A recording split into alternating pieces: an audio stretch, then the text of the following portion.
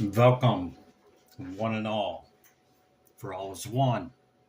The limelight and the twilight tarot.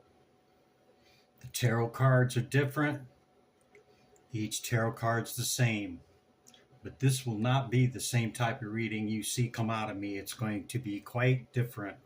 Okay, and I would ask that you consider emptying your cup of what you know or think you know in tarot, and maybe at times close your eyes and just listen to the message and how it may resonate in your situation.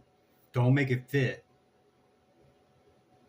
but take the knowledge or the information that I put down and see how that applies to your life and what changes you can make or what realizations it brings you, okay?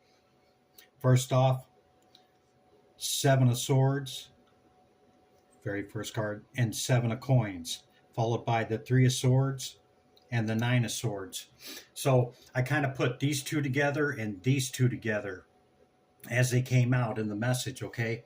77, that's a powerful number, okay? The first seven, this is Moon in Libra, okay? And this one is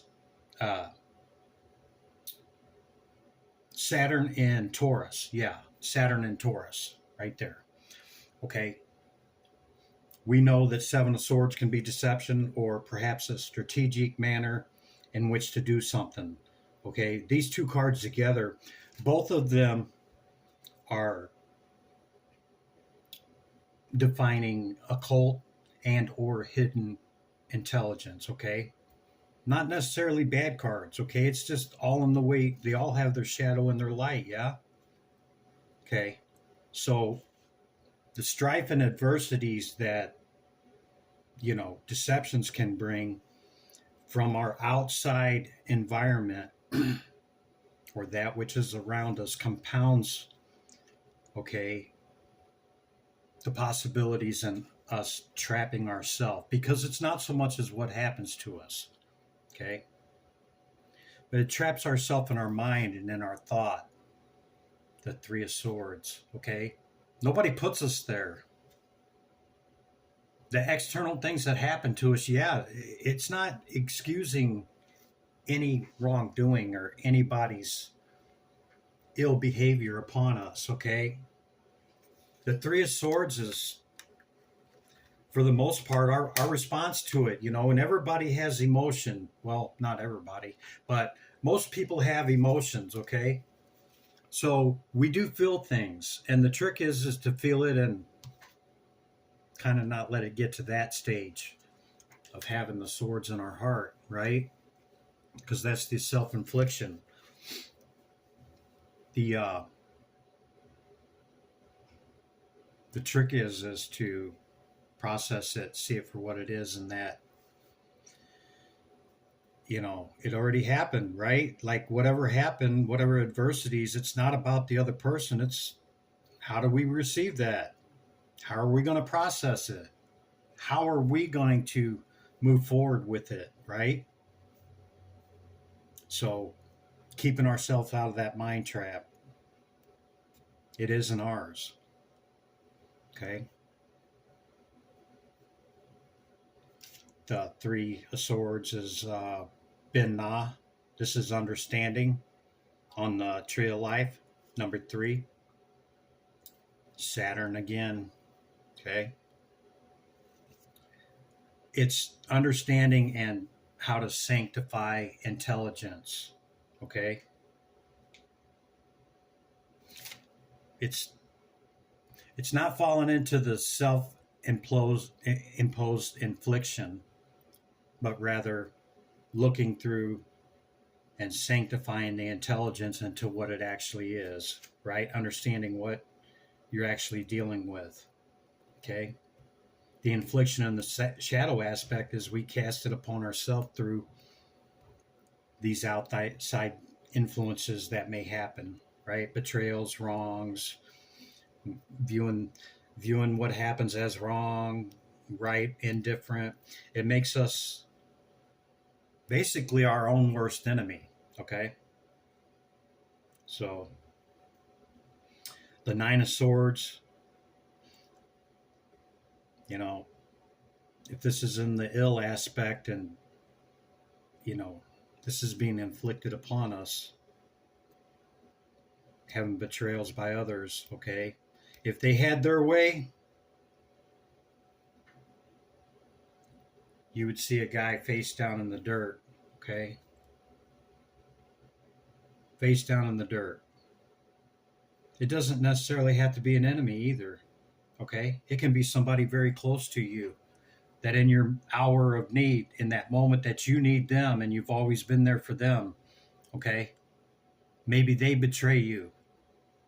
Maybe they kick you while you're down, right? People seem to enjoy that, kicking people while they're down. You know, it's building self up at the expense of others, okay?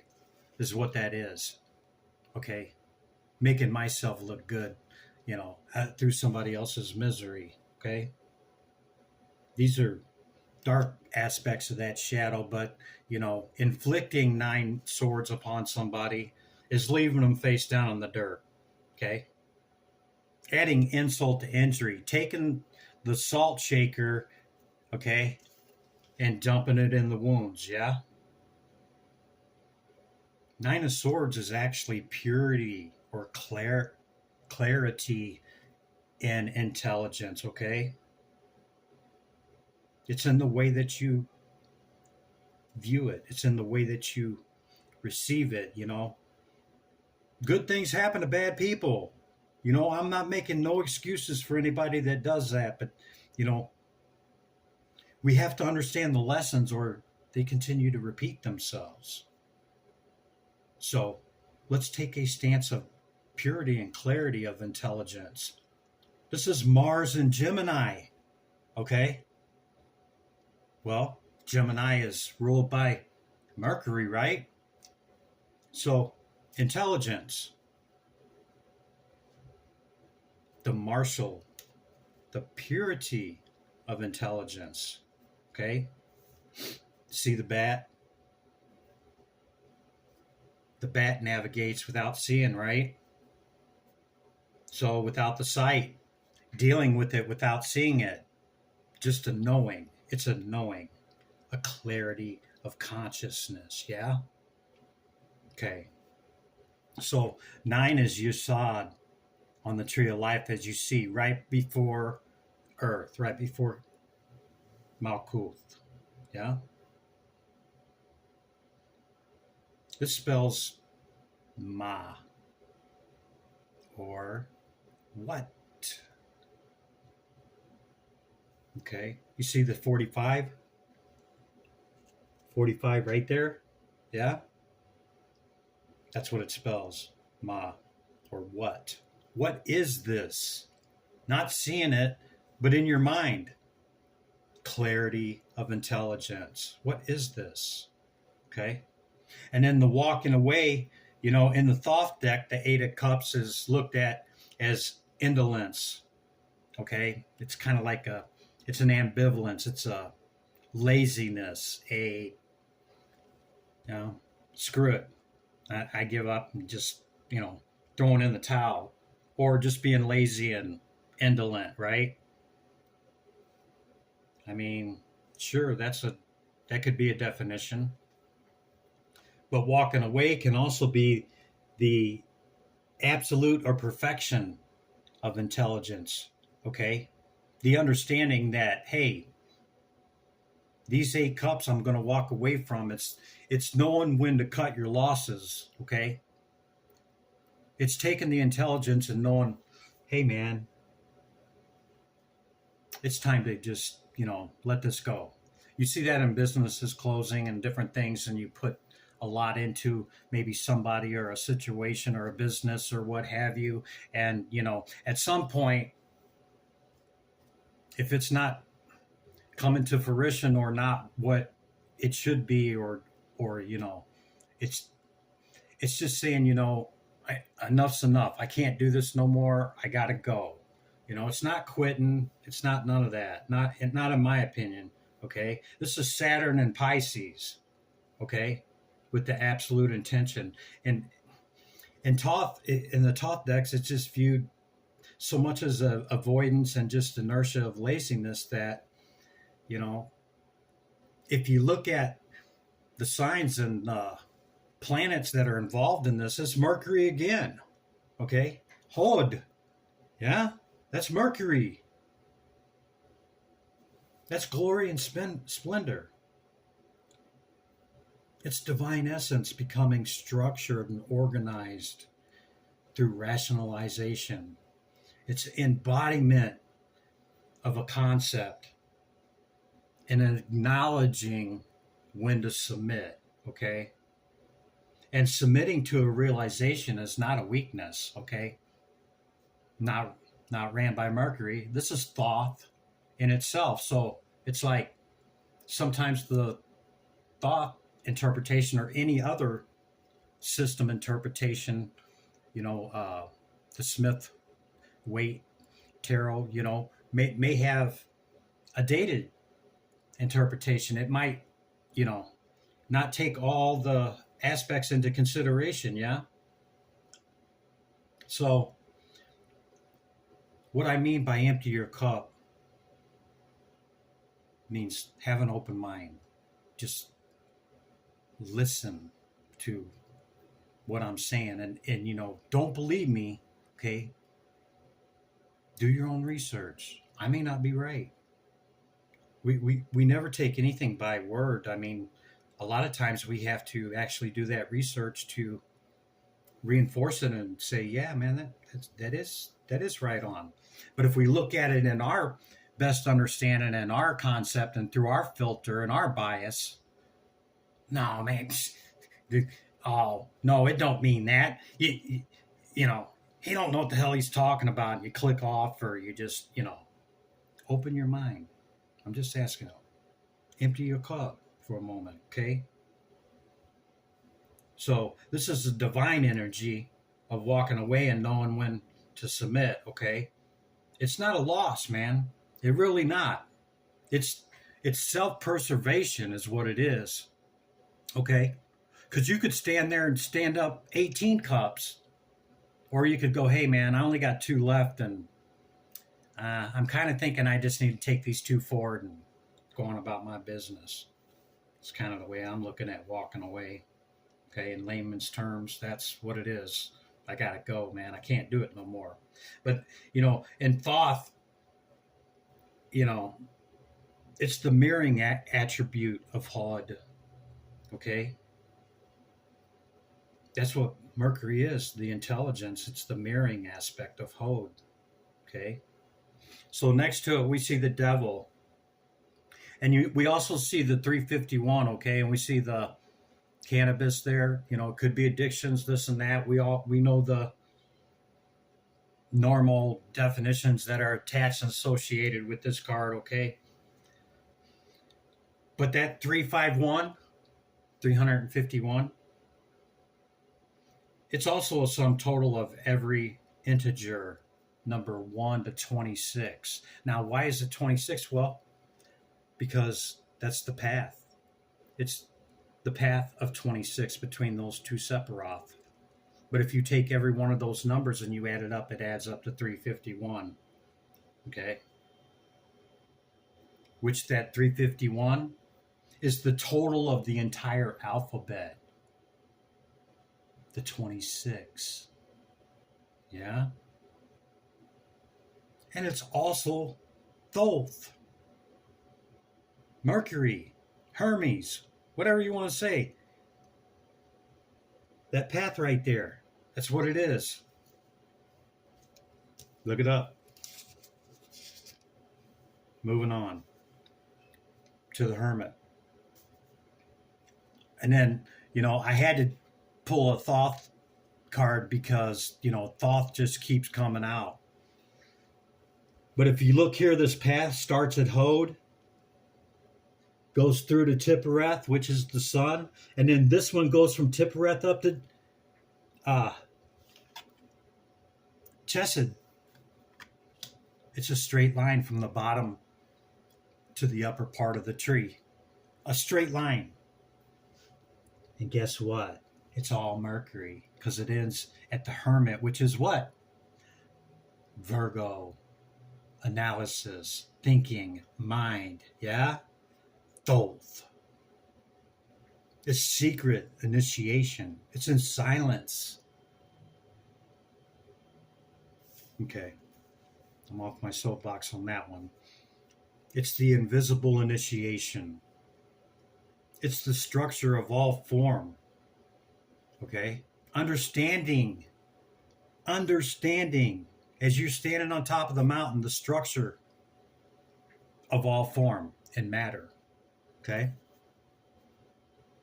Through this attainment, one can know the essence of original wisdom. Thoth, wisdom, the entire alphabet, the 26. I mean, it just goes on from Hode. You know, you can take this path, that angled path up there, okay? You're not really bypassing anything because you're still going to have to understand those other lessons, yeah? So, anyway, when I got to the Hermit, you know, standing on the mountain, you know, he cemented to the mountain, but I got to that and I said, let me just pull a Thoth card. So, Eight of Wands came out, swiftness. Who do we see? Mercury, Thoth, in Sagittarius. Incredible how it just kept coming out. I'm over time, but I'll put it on my other channel because we're not done. There's more in the message here, okay? Just bear with me. It won't be on my main channel. I'll put it in with the shorts. Anyway, so understanding the essence of original wisdom, okay? It's Mercury again. It's Thoth. It's Hermes. Here's a quote for you out of many biblical or religious texts. The Elohim set them forth, speaking about the sun and the moon, in the firmament of the heavens. Is heaven a physical place? No. Heaven heaved up. It's the up, yeah? It's what's above that firmament. What's below it? What's above it? Right? It's talking about the formation of all creation, everything, the entire understanding. So, moving on. We had the Princess of Cups and the Two of Swords. Okay? And I'm going to go back through and I'll tell you just in layman's terms, you know, on what the spiel would be about, layman term of applying it to our life. But I wanted to give you this understanding. If you sit back and just close your eyes and listen, you know, close your eyes every once in a while and just listen to what it is, you can identify it to what's happening in your life, if it is to resonate with you, right? So we see the as above, so below, okay? The Hermit being atop, that's what it means, atop. So it's top, the above, yeah? The Princess of Cups, we see a tortoise, we see a swan, we see a dolphin, okay? Princess of Cups, such a sweetheart, right? She is. She really is. She's a sweetheart because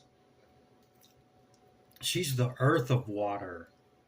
She's that emanation. She's that what we see first coming into manifestation, represented by these second density beings. And that, see that 55?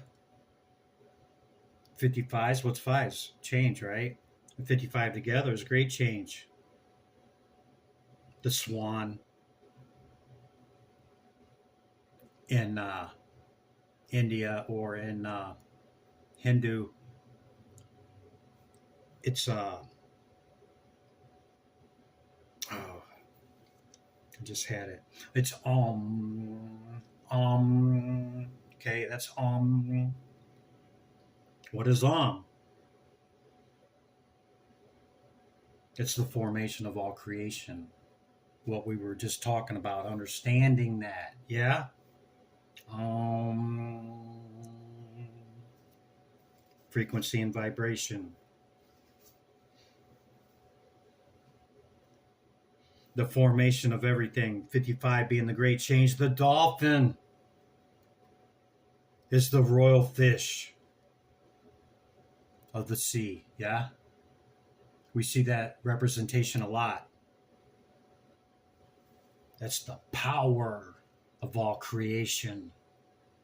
That's what it represents. This Princess of Cups. She lives in a world of romance. Some would call her selfish and even use the word indolent. Oh, but that is not her. Trust. She's the one that is probably one of the best girls in the class and doesn't really resonate with hanging out with girls and is better friends just being friends with guys. And then she's labeled the ho-ho of the school, right? She's such a sweetheart, and that's not her at all. But a lot of times that's her reality. You can wrap your brain around that one. So some call her indolent. She represents actually the 41st hexagon in the I Ching, okay, which is the sun. Yeah, if you know anything about the I Ching, all the elements, yeah, and the different variants. This dissolves solids. That's what she does. She dilutes, makes things not solid. Earth of water. Okay, so the Two of Swords, this is the moon in Libra. Okay, this is Fakma, number 2 on the tree of life. Air, solid air energy, yeah. Chakma being wisdom, not just understanding. Applied knowledge brings what? Wisdom, yeah. Can we reach it? Can we remain humble? Can we take that understanding to the next level?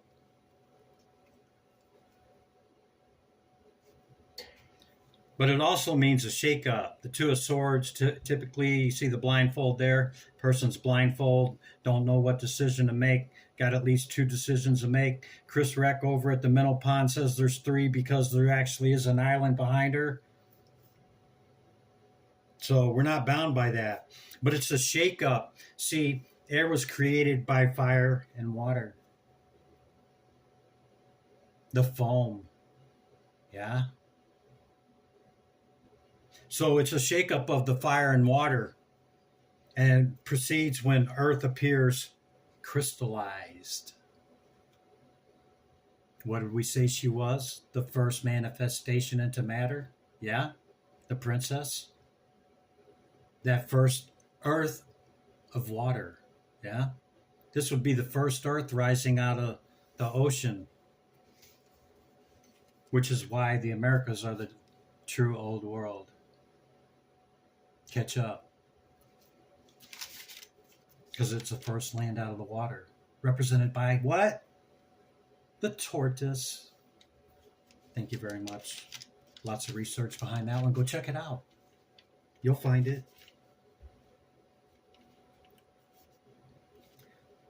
But anyway, this decision that you make right here with this Two of Swords, okay, maybe it's 3, but whatever you decide, okay, it's a resulting decision that's peaceful, okay?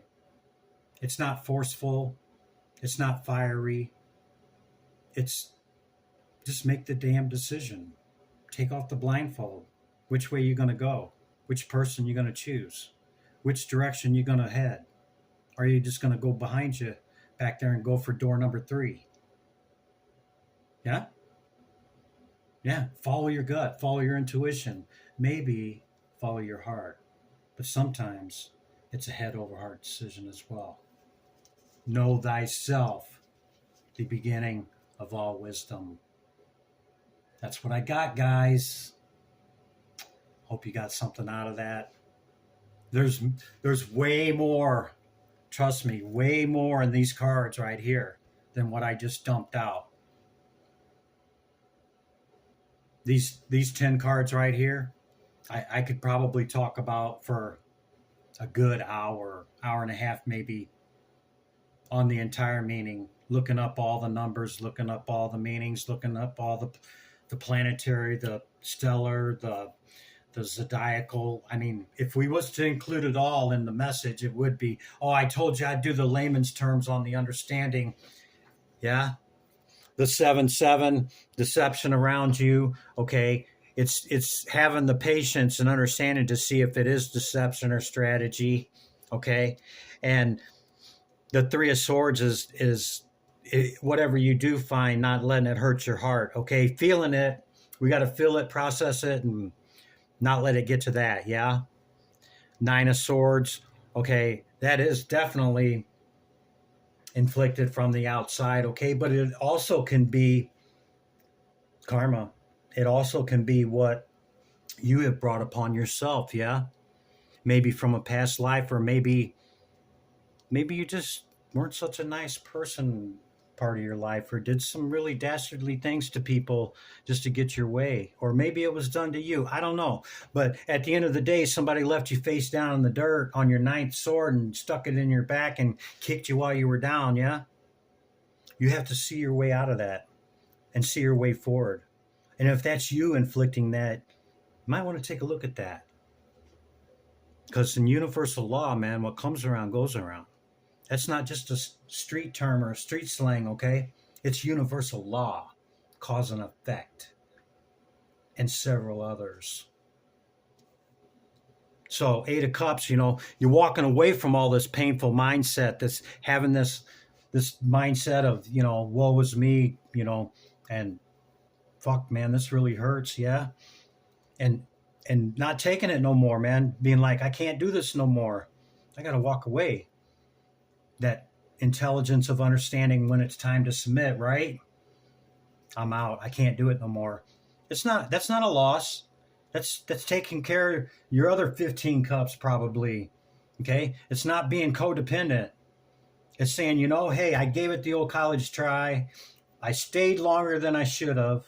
I'm losing way more than I wanted to, but I also have to have self-preservation at the end of the day. You can keep those 8 cups. I'm gonna take these 2 and I'm gonna go on down the road. Yeah. We can get caught up in addictions. We can get caught up in obsession and compulsion behavior, whatever it may be, food, gambling, sex, money, whatever, right? It's the excess. Okay. The 2 figures that are chained there, okay, they could slip the chains right off. It's a decision, right? To be chained to that excess.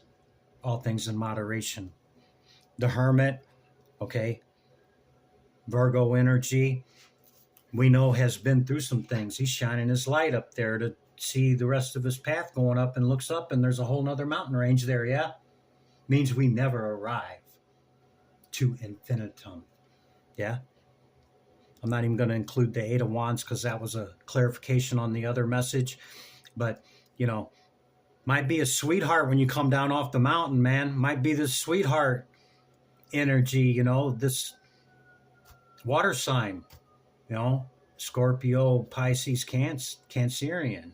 Okay, could be that. You see the triangle and the circle? You can look that up, what that symbolism is about.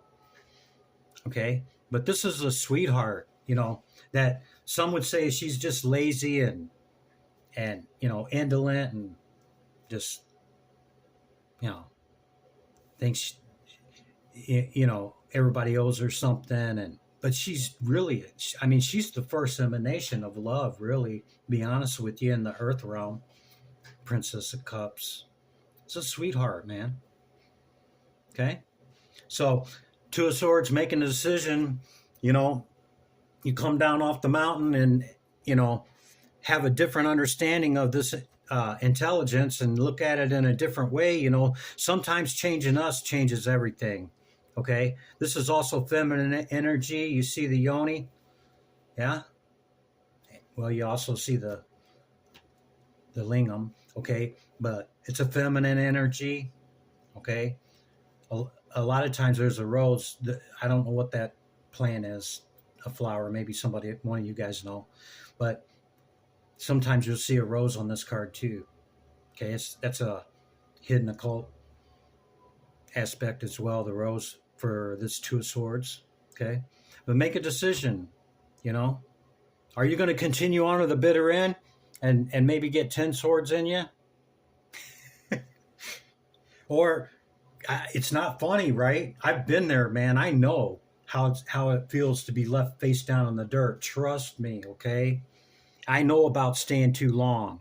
I know about the losses and getting to that understanding of, you know, submission and going, hey, man, time out. I can't do it no more. Okay? So that's the message, guys. See you in the next one.